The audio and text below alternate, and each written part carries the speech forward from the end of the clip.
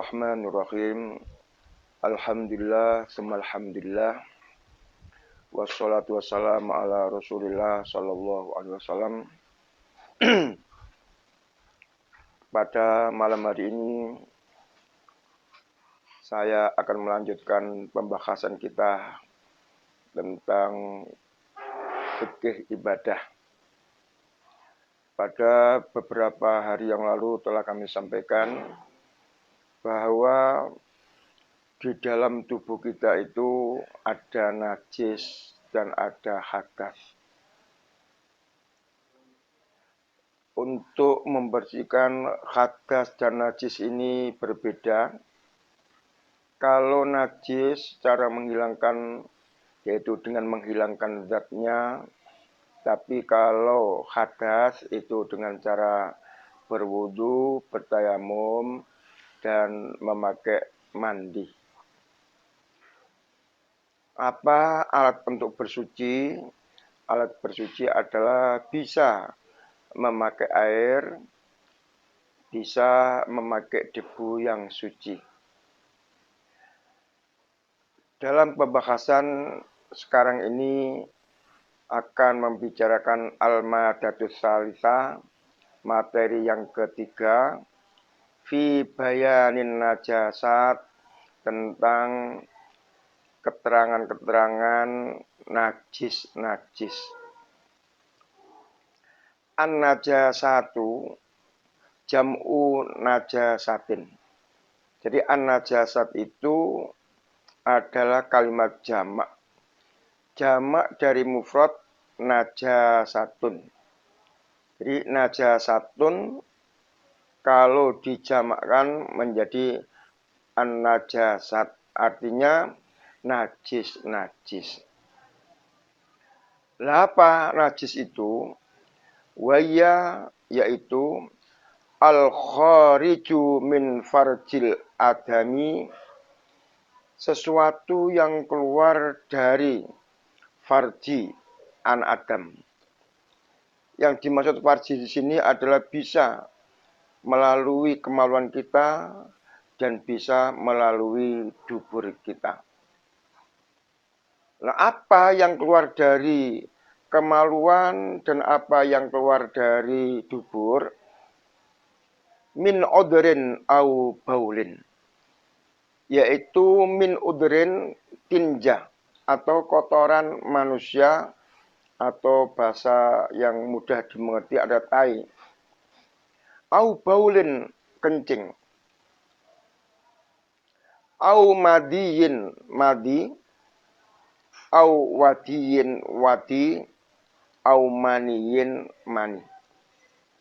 Jadi yang keluar dari farji manusia ada yang melalui pintu belakang yaitu dubur, seperti tinja atau kotoran manusia. Itu adalah dari pintu belakang. Ada yang melalui pintu depan yaitu kubul, seperti baul kencing. Jadi kencing itu termasuk barang najis karena keluar dari farji Adam. Madi.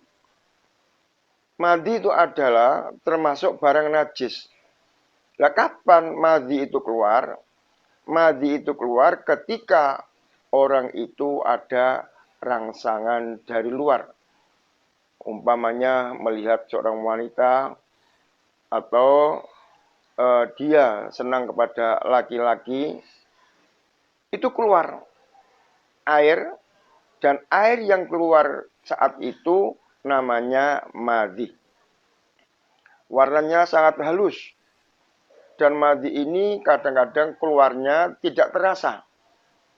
Tahu-tahu keluar, tahu-tahu celana kita ada airnya, itu namanya madi. Ada namanya wadi. Wadi itu adalah air yang keluar setelah kita kencing. Jadi kalau ada orang setelah kencing, kemudian keluar air. Airnya itu sangat putih sekali kayak cat. maka ketika air itu seperti cat yang keluar dari kemaluan kita, itu namanya wadi. Au maniin, atau mani.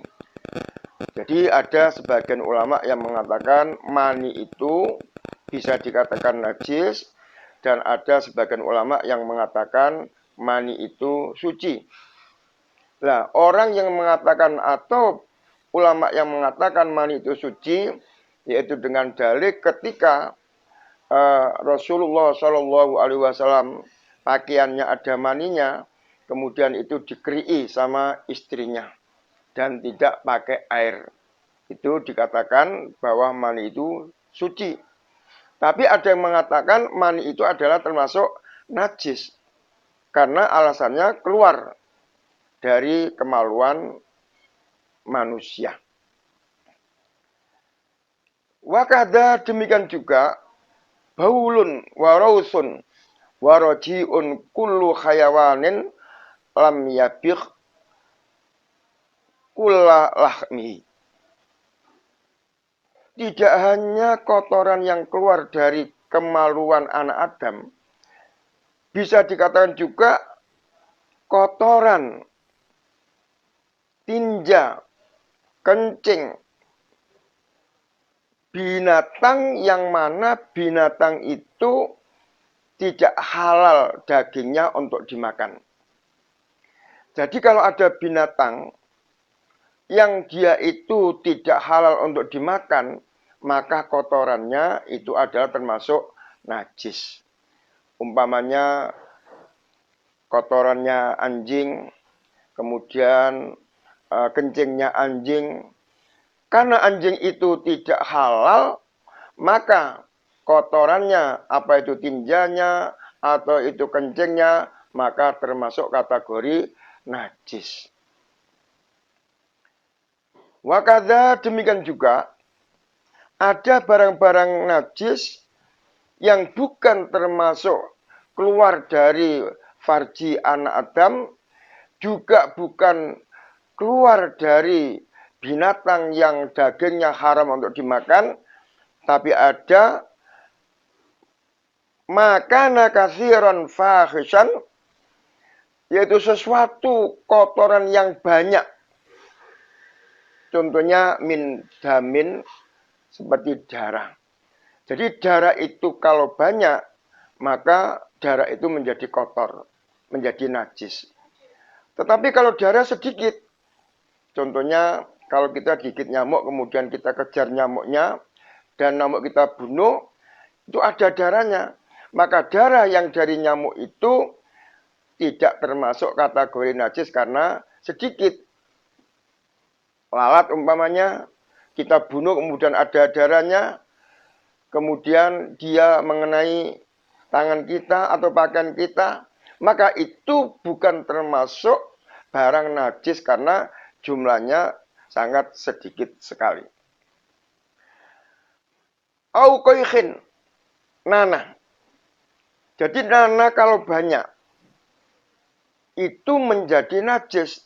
Tetapi kalau nanah itu sedikit, umpamanya kukul dipenyet ada nanahnya, itu makfu, dimaafkan, dan itu tidak termasuk najis karena jumlahnya sangat kecil, ukurannya sangat sedikit.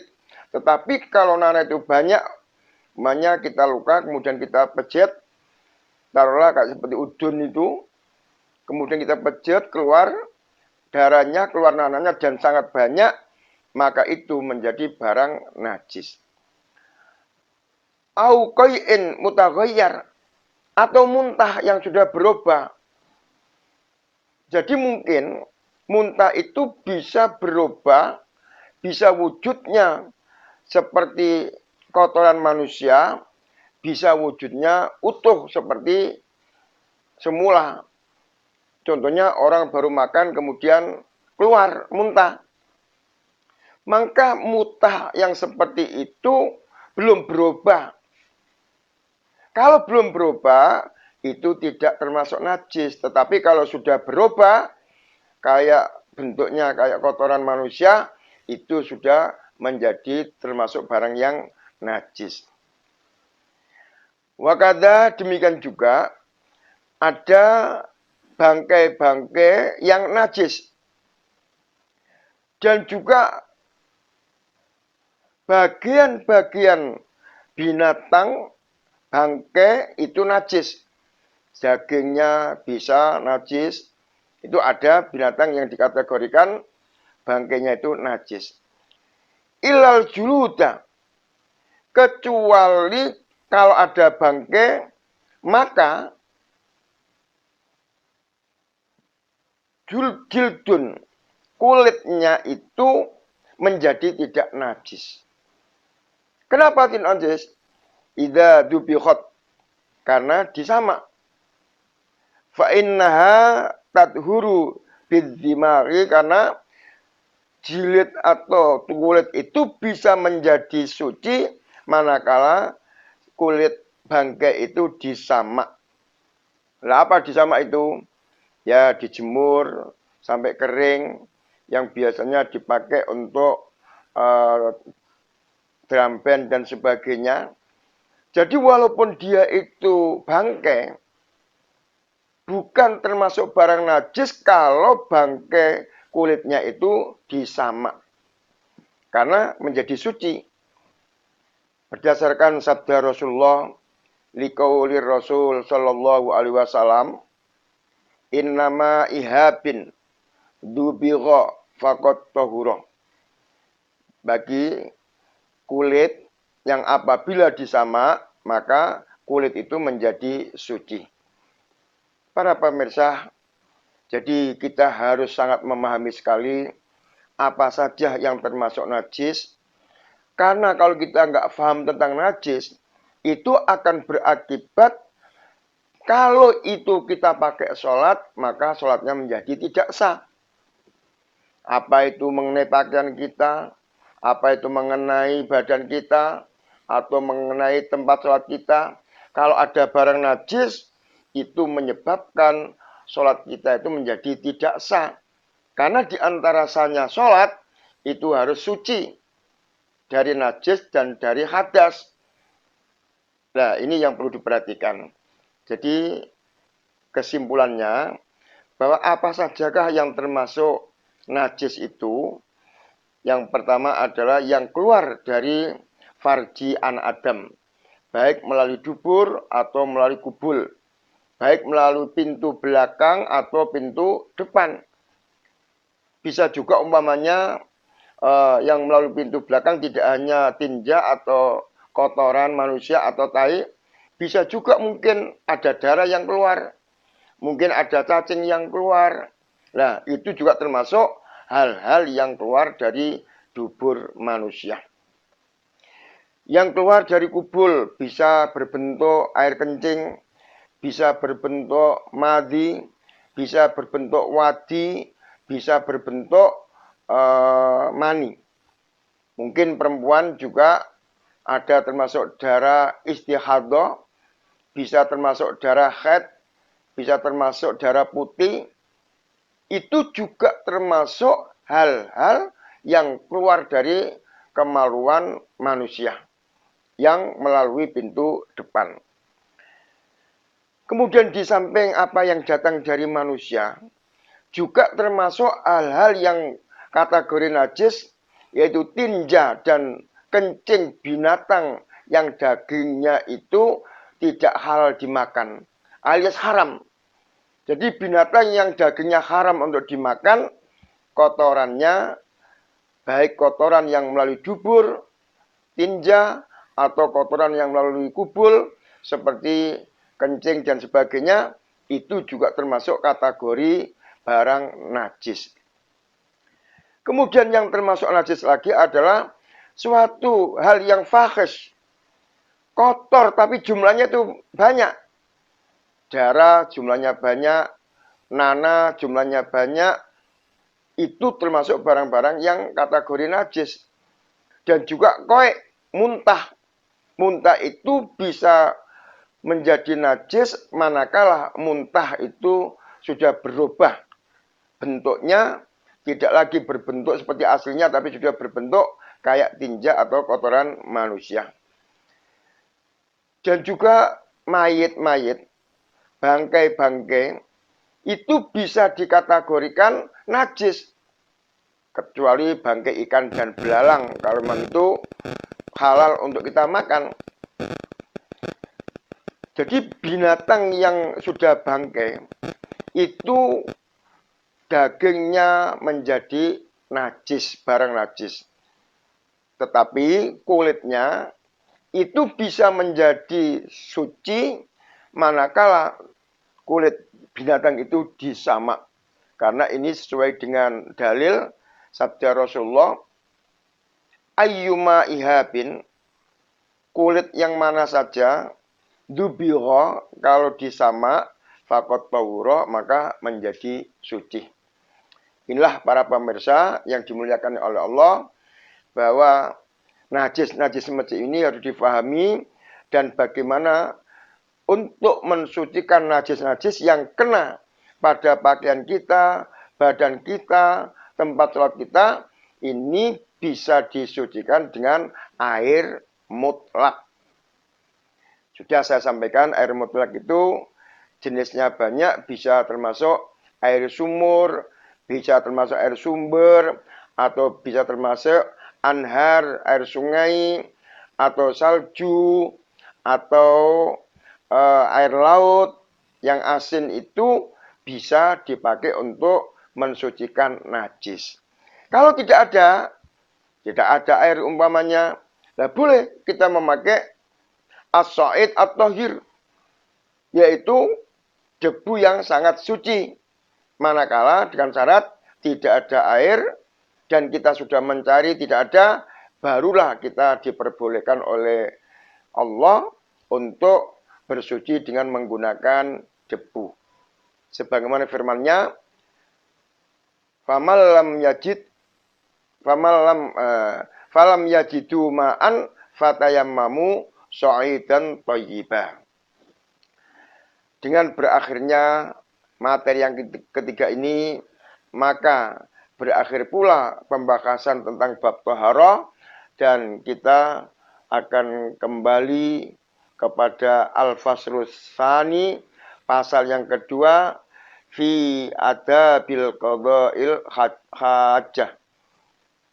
Jadi bab yang ketiga ini, pasal yang pasal yang kedua, ini bahasannya adalah bagaimana tata cara kita membuang hajah, atau bagaimana akhlak kita untuk berak atau untuk kencing. Ini ada aturan-aturan dalam Islam.